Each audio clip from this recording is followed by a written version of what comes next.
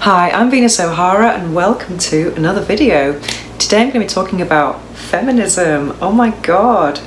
It seems to some people that feminism might be a dirty word. Well, it seems that way anyway. I wanted to talk about this today because I got this t-shirt last month and I wore it to a TV interview, and someone in the audience asked me a question, and why are you wearing that t-shirt? And I wanted to tell him that I was a feminist and I was proud of being a feminist. And we talked about what it meant to be a feminist, and he told me that for him, he had a negative reaction when he saw this t-shirt because he interprets the word feminist to mean man-hater and sometimes feminazi. So I thought I would talk about what feminism means to me.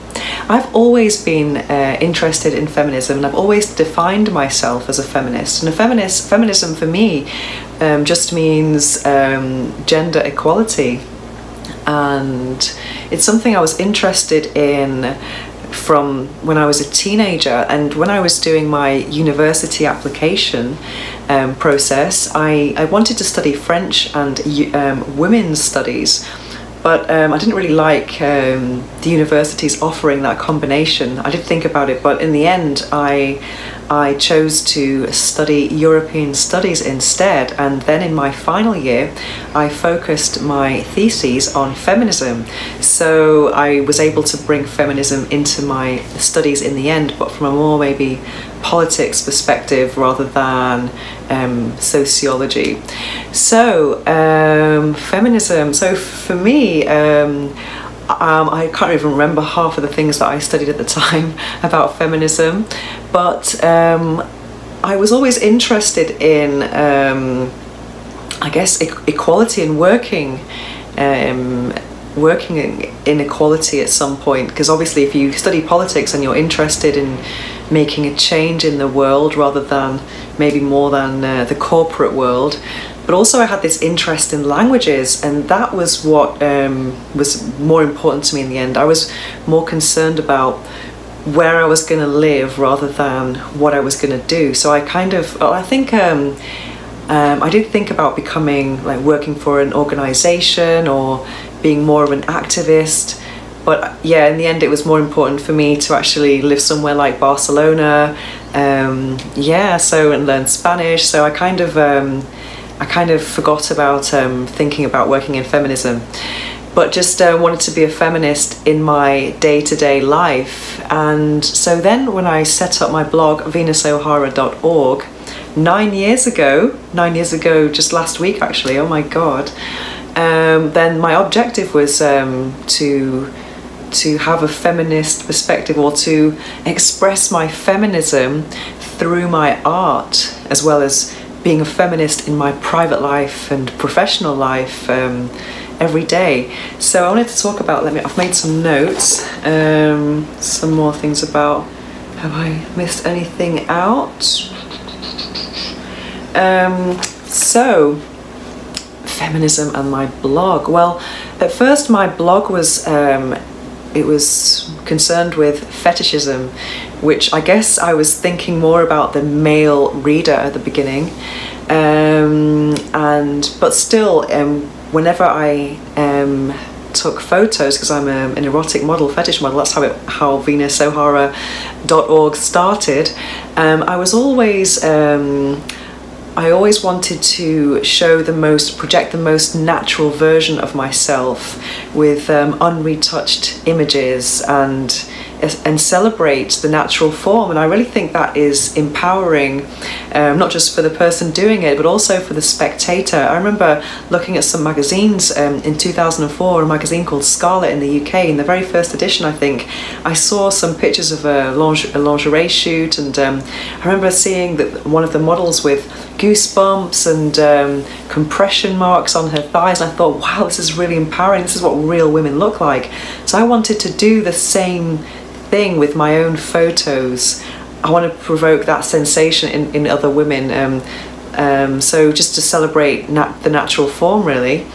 So yeah, that's what I was doing with my photos. But then I started writing more about mainstream sexuality topics when I used to write for El País, one of the biggest newspapers here in Spain, and I wrote over 100 articles for them, and my focus was on female sexuality and especially masturbation, and that's how I became a sex toy tester. And yeah, so I think my focus of my feminism was really about female sexual liberation, and also just sharing my own vision of sexuality with women. And I think I was very concerned with being in charge in the bedroom.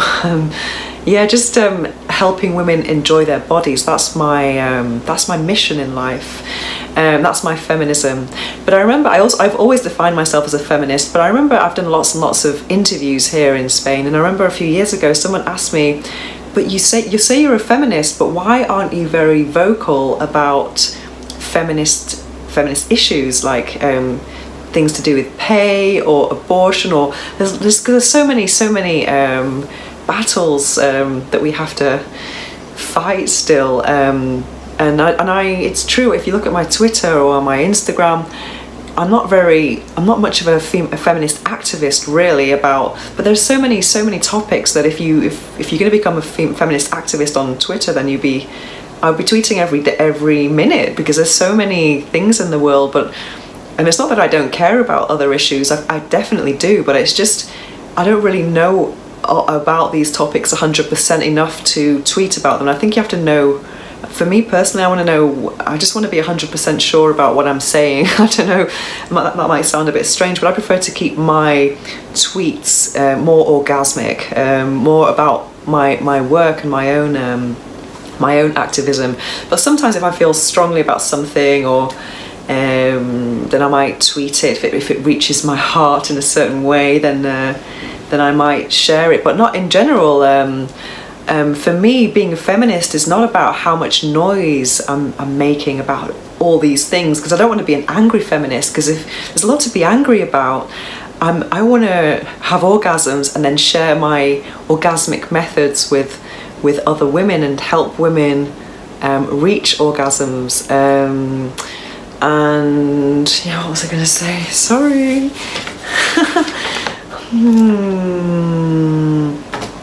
Yeah, so for me, apart from my work, which my mission is to raise orgasmic awareness, I'm also a feminist in my day-to-day life, and I'm going to be talking a bit more about my lifestyle in my upcoming work, my orgasmic lifestyle.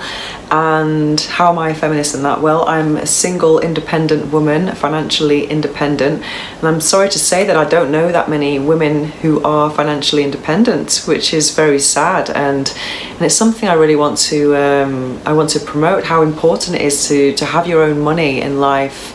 And I've written a couple of articles about this as well, about marriage. I'm not anti-marriage, but I think handing over the power of your money to a partner is incredibly dangerous, especially if and when things go wrong.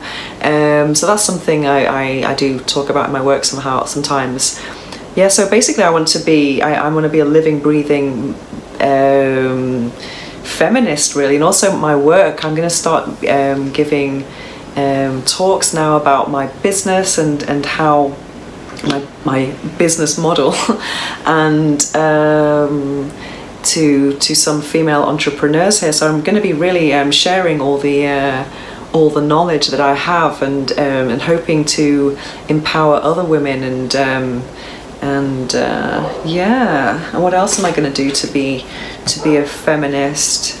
Yeah, I've written here discrimination. I don't think I'm very lucky. I don't think I've never felt discriminated against because of being a woman. I was very lucky at school. I had really good teachers who. I was a very good student. I got good grades all throughout school, and I had excellent teachers who always encouraged me. So that was wonderful. And then when I was at university, it was more or less the same. And then in the workplace, I've never had any issues with being a woman, because Before venusohara.org, I worked in sales, and I always had excellent sales figures, way better than the guys in the office. And I think money talks more than gender when you're working in sales, that's for sure. And also my job now is a celebration of femininity, so I don't feel any discrimination whatsoever. I feel total liberation. I love being a woman, and I think it's great. I think being a sex toy tester, obviously it's quite a female dominated profession. What else? Oh yeah, feminazis. The feminazis. I have run into the feminazis here in Spain a few years ago, and for me feminazi is like someone who thinks there's only one way to be a feminist, and if you don't do it their way, then it's not feminism. I totally disagree with that. I think feminism is about having a choice at the end of the day. For example, I totally support women who decide to take a more traditional role in life. If they want to be a stay-at-home mum, that doesn't make them any less of a feminist. However, I think it's important in those cases that women know that they can do whatever they want in life, and it takes a lot of self-belief to believe that. And I think I want to help people, and I want to encourage people with that self-belief. And I remember when I was at school, I had an excellent chemistry teacher, and I remember she got all the kind of good female students to one side when we were 14 doing our options, and some of us had chosen this to not do double science or something because we couldn't be bothered. Can't remember what the issue was, but anyway, she asked all this group of girls, what do you want to be when you grow up? And one girl said, because she got us together because she thought that our options did not reflect our abilities, and she wanted to kind of give us a kick up the bum and say, hey, you can do way more than this. So I remember she was asking us what we wanted to do when we left school, and one girl said, I want to be an air hostess. And then she said, air hostess? Why don't you want to be a pilot? Get in the cockpit, girl. And yeah, so that's what I would say to any woman, is that don't think that there's a limit. I mean, there's no limit. I think when you have self-belief and lots of hard work and determination, then many things are possible. And so, what else? Did I miss anything out?